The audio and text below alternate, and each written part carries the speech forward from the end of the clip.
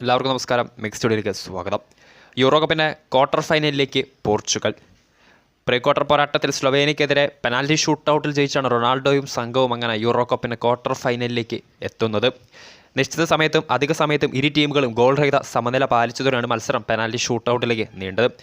പെനാൽറ്റിയിൽ പോർച്ചുഗലിൻ്റെ ആദ്യ 3 കിക്കുകളും വലയിൽ കയറിയപ്പോൾ സ്ലൊവേനിയയ്ക്ക് ഗോളൊന്നും നേടാൻ സാധിച്ചില്ല. പോർച്ചുഗൽ ഗോൾ കീപ്പർ ഡിഗോ കോസ്റ്റയുടെ മികച്ച സേവുകൾ അങ്ങനെ സ്ലൊവേനിയയ്ക്ക് വില്ലനായി. പെനാൽറ്റി ഷൂട്ടൗട്ടിൽ എതിരില്ലാത്ത 3 ഗോളുകൾക്ക് വിജയിച്ചാണ് പോർച്ചുഗൽ അങ്ങനെ ക്വാർട്ടർ ഫൈനലിലേക്ക് മുന്നേറിയിട്ടുള്ളത്. പ്രീ ക്വാർട്ടർ പോരാട്ടത്തിലെ മറ്റൊരു മത്സരത്തിൽ കരുത്തുള്ള പോരാട്ടത്തിൽ ഈ ഒരു പ്രീ ക്വാർട്ടർ ലൈനപ്പിൽ ഏറ്റവും ശ്രദ്ധേയമായ പോരാട്ടത്തിൽ ഫ്രാൻസ് വേഴ്സസ് ബെൽജിയത്തെ എതിരില്ലാത്ത 1 ഗോളിന് തകർത്ത് ഫ്രാൻസും അങ്ങനെ ക്വാർട്ടർ ഫൈനലിലേക്ക് കയറിയിട്ടുണ്ട്. കരുത്തേറിയിച്ച പോരാട്ടം തന്നെയായിരുന്നു ഇരു ടീമുകളും കാഴ്ചവെച്ചത്. മത്സരത്തിൽ ഏറ്റവും നിർണായകമായത് 85-ാം മിനിറ്റിൽ ബെൽജിയം ഡിഫൻഡറായിട്ടുള്ള വെർട്ടോൺഗൻ്റെ ഓൺ ഗോളാണ്. ആ ഒരു സെൽഫ് ഗോളാണ് ഫ്രാൻസിൻ്റെ അക്കൗണ്ടിലേക്ക് എത്തിയത്. എതിരില്ലാത്ത 1 ഗോളിന് ബെൽജിയത്തെ തകർത്തങ്ങനെ ഫ്രാൻസ് ക്വാർട്ടർ ഫൈനലിലേക്ക് എത്തിയത്. ഇനി ഏറ്റവും രസകരമായ സംഭവം എന്ന് വെച്ചാൽ ക്വാർട്ടർ ഫൈനലിൽ പോർച്ചുഗലും ഫ്രാൻസുമാണ് മുഖാമുഖം വരാൻ പോകുന്നത്. ജൂലൈ 6-നായിരിക്കും പോരാട്ടം നടക്കാൻ പോകുന്നത്.